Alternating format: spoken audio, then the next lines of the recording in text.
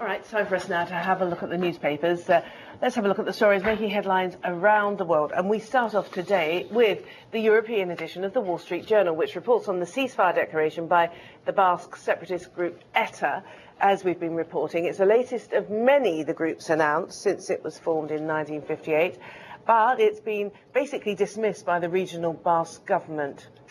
Now, the days are numbered for the coal industry in Spain. That's according to El País. The last of the country's ailing mines are expected to close by 2014 as the European Union plans to cut subsidies for the industry earlier than initially planned.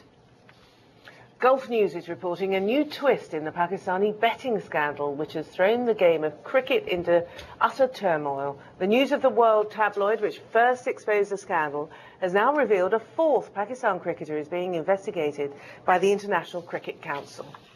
The International Herald Tribune is reporting that the United States is planning to change the way the country travels. Unlike countries like Japan and China, the US has virtually no fast trains. And President Obama has now declared high-speed rail as a top priority in a bid to make transport cleaner and more efficient. Now, in the FT, a warning from the European Union's Internal Market Commissioner, Michel Barnier, that no member nation will escape the proposals for tighter financial supervision. Under these new proposals, the EU plans to implement three, not one, but three new financial watchdogs for the banking, insurance and securities market sectors. And in the China Daily, it looks like the final chapter for the printed book. Facing stiff competition from popular e-reader gadgets like the iPad and Kindle, many now believe it's no longer a matter of if, but when the printed book will all but die out. Well, to talk us through all these stories and more, we're joined by Bundeep Singh Rangar. He's chairman of IndusView, an Indian consultancy firm. Thank you very much for coming in so early this morning, Bundeep. Starting off with ETA, another ceasefire, but it doesn't seem to have cut the mustard, really, with the authorities in Spain. Well, it doesn't, and there have been so many sort of false positives in the past, over the past really 40 years since this conflict's been on, that you have to take everything with a great deal of caution. The Spanish government's really been very cautious since the last Madrid bombing. That was in 2006. So, you know, in that period, the last 4 years, they've taken out some of the top leaders at ETA. And more importantly, I guess, the collaboration between the French and Spanish police has really helped curtail some of their activities. So is this coming to the negotiation table from a point of weakness? Indeed, yeah. Or a genuine desire of political change? Time will tell. I want to just talk to you about this article in El País. This is about time being up for the coal industry there. I mean, effectively ending state aid even earlier than previously thought, but it was going to happen, wasn't it? Europe is a big subsidy of coal production, and if you look at Spain in particular, they have about 434 million in state subsidy a year, out of roughly 3 billion in EU subsidies towards coal. Now look, and you look at Spain at the same time with a 20% unemployment rate, you're only going to go so far to cut down the subsidies that lead to higher unemployment. So the paradox here is, of course, that there's a drive towards zero emissions, and Spain actually is one of the world leaders in wind energy production.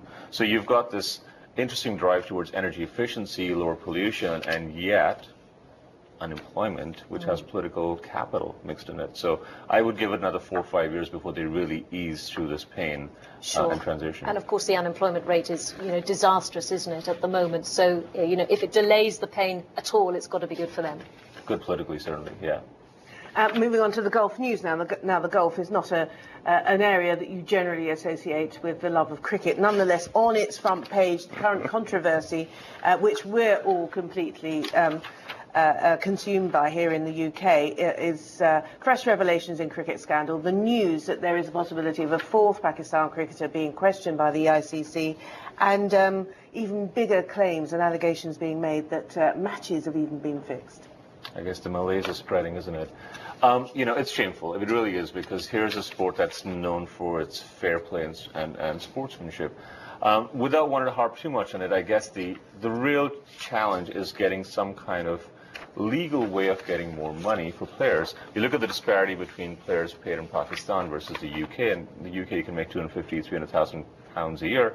In Pakistan, it's significantly less. You can be lucky if you make 20, 30,000 pounds. Very good players in India, Sachin Tendulkar will make 80,000 pounds. Now, the big difference, of course, is not just your basic salary, it's the endorsements that come with it. And in India, that's a huge industry. And with the IPL taking shape there, of course, you've got a huge boost in terms of just earning potential per player. That has to happen in Pakistan. And when that changes, then the drive to cut corners and make money, if you may, on the sly, whether it's right or not, in this case, time will tell, is just reduced. Greed is then removed.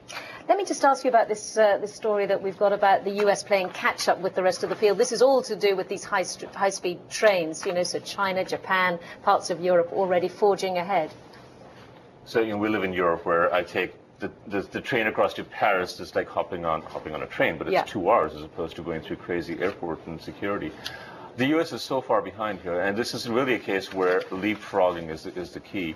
Look at China. In the next 3 years, they'll have 42 high-speed lanes.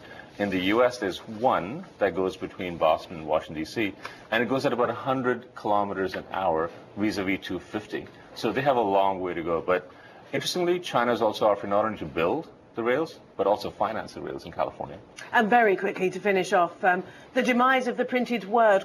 In the China Business Weekly. I see you've got an iPad. You're clearly in favour of reading your books digitally, basically. It's so convenient, and I think it's environmentally so much better, and it's so much more interactive. I read the newspapers in the morning, I'll watch the TV. It's just a fantastic way to view things. And ultimately, what's driving this? Advertisements. Online advertising is exceeding print. Thank you very much indeed. Bundeep Singh Rangar taking us through the newspapers this morning.